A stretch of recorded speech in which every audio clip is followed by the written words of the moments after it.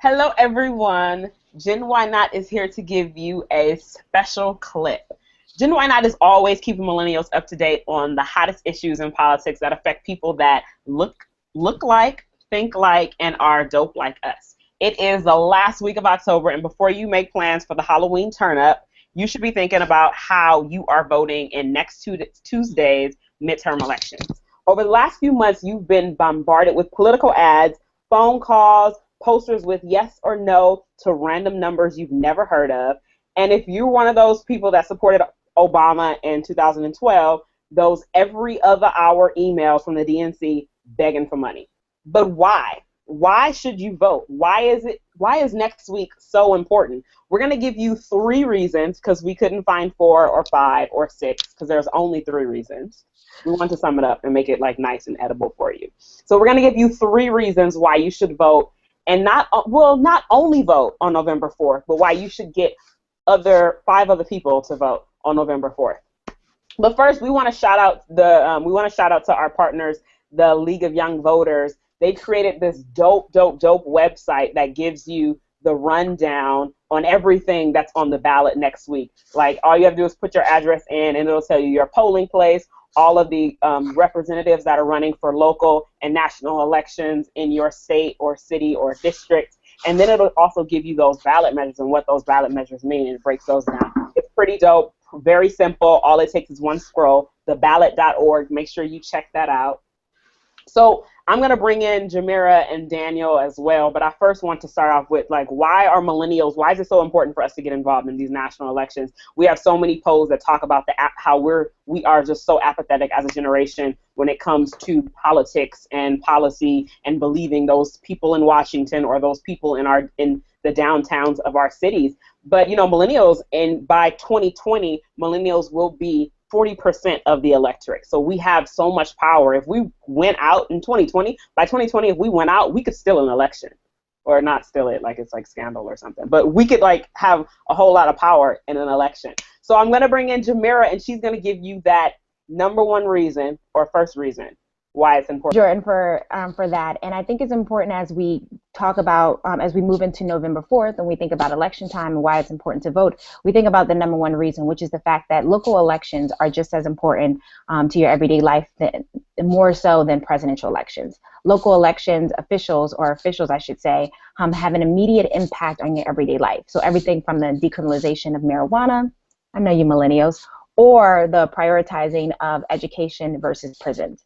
Midterm elections happen state by state every 2 years, electing state and federal congressional representatives, governors, and local officials. Each state is different as to specific offices in which they have up for the midterm elections. Some states have every 2 years versus 4 years.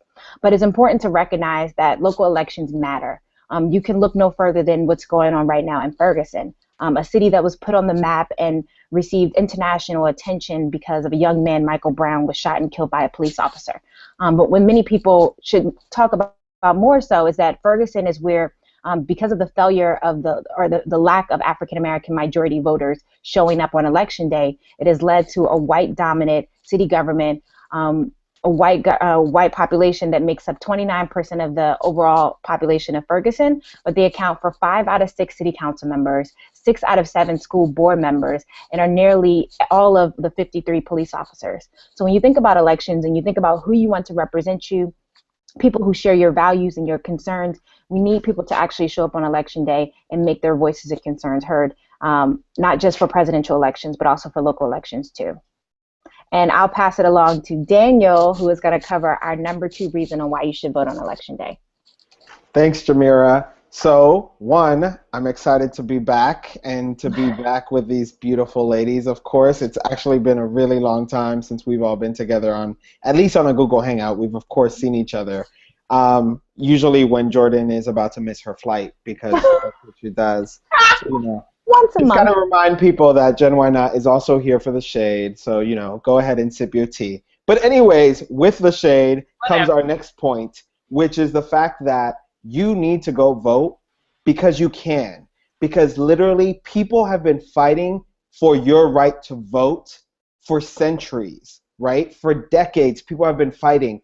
when I'm thinking about this, I'm thinking about the fact that if you're looking at the progression of the rights that were given, obviously white men were of course privileged enough to be able to vote from the get. But thinking about the fact that African American men were then given the right to vote in the late 1870s, and then women, of course, in the 1920s when women were given the right to vote. And I mean, the list can go on from Native Americans finally being given the right to vote, and also thinking about when voting was kind of spread even further when we decided to take away the poll tax and ensure that everyone could vote and that your class didn't have an impact on your right to vote, right? So in thinking about all this, I mean, we can go into detail, but I think what was really interesting when we were looking at the reasons you should vote and the reasons why, you know, when you're thinking about all the people that have fought for you to vote, something that came up as GenYnot, because, you know, we're all young, was this fact that adults between 18 and 21 weren't actually allowed to vote until 1971, when the 26th Amendment was added to the Constitution, that basically allowed for, as I mentioned before, 18 to 21-year-olds, and this was in response to this idea that if you were able to be drafted to go into war at the age of 18, then you should also have the right to vote. But with thinking about all of this and thinking about the communities, not only racial communities, class communities, I also think about the people who are often neglected and don't have the right to vote. I think it's something that oftentimes gets taken for granted. I know I think about this. I just became a resident. I'm still 3 years away from becoming a voting citizen. And I've always thought about this when it comes to even jury duty and things like that, right? For me, it's a civic engagement thing. And I guess partly it's because I'm engaged in policy and in politics, and it's something that I'm educated on, so I feel knowledgeable enough to vote. But I think that there's something about not taking that for granted and wanting to get that attention. There are people who are fighting right now trying to make sure that voter ID laws aren't impacting the same communities that were granted those rights, the African American, Latino, people of color in general, and as well as elder people and younger people being impacted by these voter ID laws.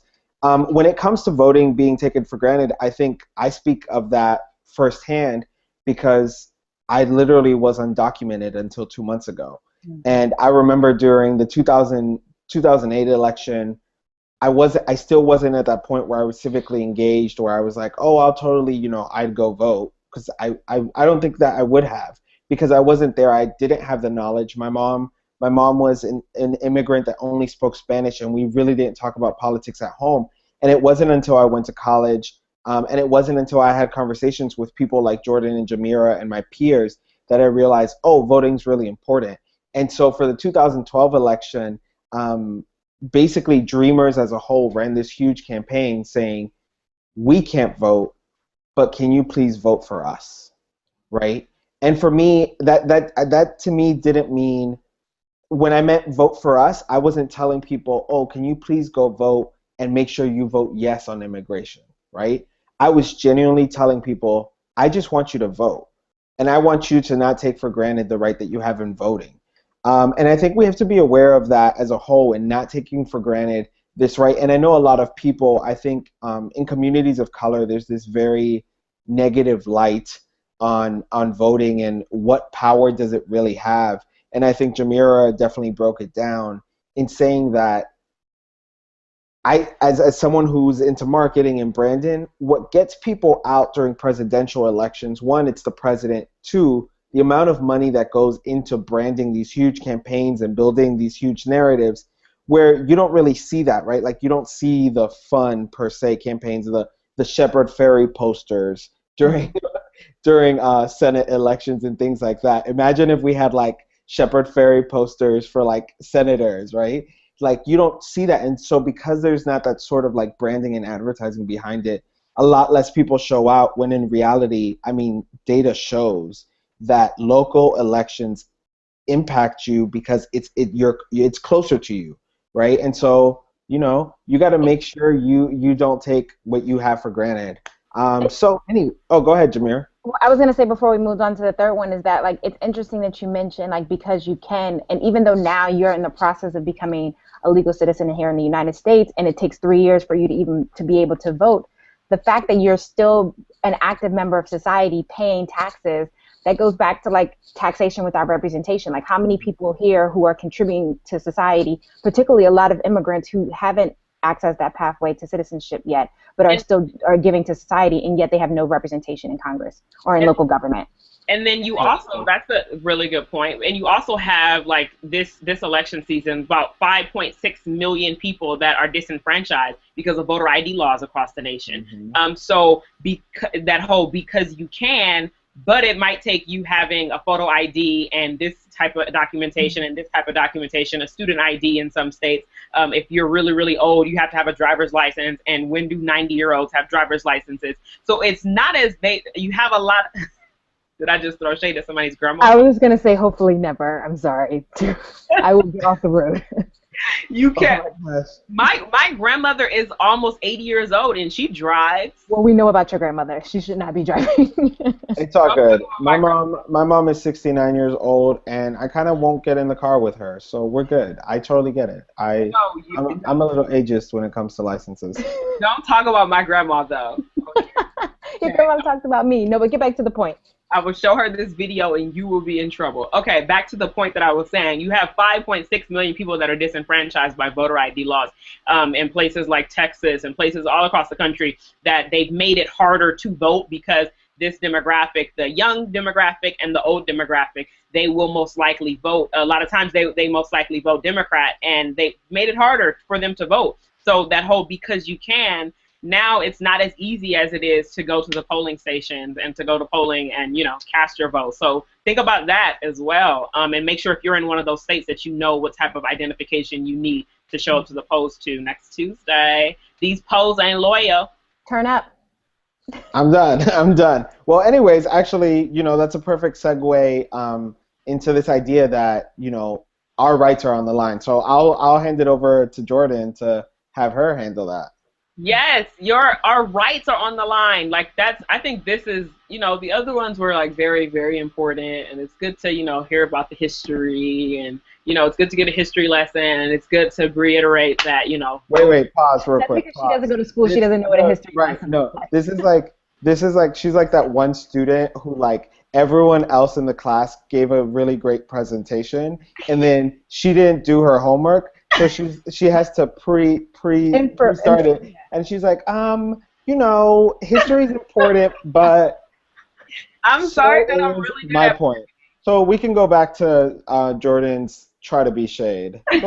I'm sorry that I'm really good at marketing, and I have to prepare the audience for what I'm going to talk about. So the last point is that your rights are on the line. You have a lot of measures and propositions. We call them propositions in California. They're measures in some places, but you got a lot of measures and props and rights that are on the line across the nation. And it's definitely different from state by state. But in states like Washington State has one that talks about gun violence, and they're trying to get a background check measure passed. Where, in this country, we have 33 people that are killed every day to the barrel of a gun. And in Washington State, they're doing this like big, it could be big if it passes, but they want to enforce background checks. And that's something that, nationwide the people want, but the people in Washington haven't been able to pass it because of, political reasons, NRA, all that stuff. But it'll be interesting to see the outcome of this, because what if Washington is able to pretty much change the conversation and change the country. Education is always hot, especially because we don't really fund education.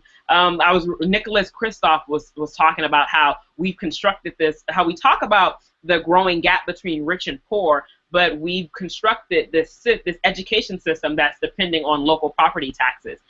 So if we construct this education system that's dependent on local property taxes, you will automatically have the schools in the suburbs, the schools in the wealthier neighborhoods have great schools with resources, and then the schools in the urban communities have not as great schools and not as adequate of an education system. So look for those local propositions on education. Jobs and economic development We have 6.5 million people between the ages of 16 to 24 years old that are out of school and out of work. They are called unemployed and unemployable. And that's a big chunk of our generation. So what does that mean for our generation if 6.5 million of us are out of work right now? What does that mean for the next 2 years? What does that mean for the next 5 years for innovation? If I will have dreams of being an entrepreneur, who am I going to be able to hire? Do I have to hire, like somebody from my mama's generation or my grandma's generation that, Jamira and Daniel think shouldn't be able to drive? That is true. Reproductive rights are also on the line. In a state, in Wisconsin has this one proposition where they're trying to change the definition of when you become a person in the world. So they have this, it's called this personhood bill, where they are trying to kind of measure once the egg enters the uterus. I'm sorry, Dr. Howard. Could you please explain in scientific terms exactly what you are discussing currently so I can further understand what I am voting on in Wisconsin? So in Wisconsin, they are trying to change the definition of what it means to be a person when you become an actual person. And this is because of, abortion, pro-life, pro-choice, as if you're pro-choice, you aren't pro-life. But what this personhood law basically says is that once the egg enters the uterus or the fetus or one of those biological terms, just like, the GOP, I'm not a scientist, so I have one, but I don't really know what happens when those things meet. So basically what it'll say is that once babies are conceived, they are people, and so if we say that once babies are conceived and they are people, then when we talk about abortions, and if abortion could be legal, that is like killing a person. So this law is like, they say that it's a step into banning abortions. So reproductive rights for women, make sure, we should definitely know about this. This is like a super important bill, especially after Roe versus Wade, of abortion rights and reproductive rights for women all across the country. Even if you're not in Wisconsin, this is important to know about, because that could be a game changer. Yeah. But there are so many more other propositions. I mean, I'm here in Los Angeles, so in California we have one that has gotten national attention is Prop 47, where we would basically take all of the nonviolent people that have committed nonviolent crimes and take the money that we would put into prisons and put back into our school systems and rehabilitation programs for those people that have committed nonviolent crimes and they're in jail because of small things like I was at the grocery store and I wrote a bad check and the check bounced and now I'm in jail and California taxpayers are paying for me to be there instead of paying for educating a kid. Mm-hmm. Yeah, because in some states we're paying $6,000 to $7,000 per child and $36,000 per inmate. The disparities doesn't make sense. Oh yeah, in California it's $62,300 per inmate, and they only could pay my Sally Mae $9,100 per K through 12 student in public schools. And in California, the last time that the last time we built a college in California was in the 1970s, a public school. 1980, yep. Well, in Philadelphia, at the same time that we were closing dozens of schools, we built a $400 million prison. So, yeah, priorities, man. A quarter of the world's prisoners are in the United States of America. And we only account for 2% of the world's population. Because we free y'all. Or is it 5%? It isn't large. It isn't double digits anyway. But that's a great point that you made, Jordan. Wherever you stand on any issue, it's important to let your voice be a part of the process. One thing to recognize is that voting is not the end-all, be-all. But it is a step in the right direction. It is your first level of defense whenever you're talking with a politician. Politicians don't care about you if you don't vote, and that's a reality. And so I think I would implore you that if you can vote, if you have the ability to vote, to exercise and to talk with your feet, meaning walk yourself to the polls on election day, come rain or shine, or like Jordan said in the beginning of this segment, which is encourage 5 of your friends to also be a part of the process. And I think if you can't vote, either because of because of the laws and regulations that are currently in place, meaning you are undocumented or you are in many states and cities across the country, you are an ex-offender or a returning citizen, as we like to call it in Philadelphia, or because you didn't register yet. I would say utilize, that idea from Who Wants to Be a Millionaire and phone a friend. So again, encouraging your neighbors, encouraging your family members to be a part of the process, to have their voices heard, and to really speak out on issues that are impacting them. So whether it's education, crime, decriminalization of marijuana, because Jordan wants that, or a number of other issues, because it's important to be a part of the process. And again, we're going to shout out one of our biggest partners, which is the League of Young Voters, because as always, they're doing some amazing work. And you can go to their website at youngvoter.org/November 4th. So it's youngvoter.org/November, all the way spelled out. So do spell check or ask Siri. 4th, the number 4 and TH. And I would like to clarify that I am for the decriminalization of marijuana because there are too many Black and Latino men and women in jail because of drug crimes. So exactly. That's exactly what I meant, Jordan. I didn't mean anything else. I'm not sure what you seem a little defensive, Jordan. Is everything okay? I just want to be transparent. I'm all for transparency, okay? Okay. Well, in the name of transparency, thank you and enjoy the rest of your evening. And thanks for tuning in. And look out for another special episode of GenYnot coming soon. Bye. November 4th. November 4th. Go vote.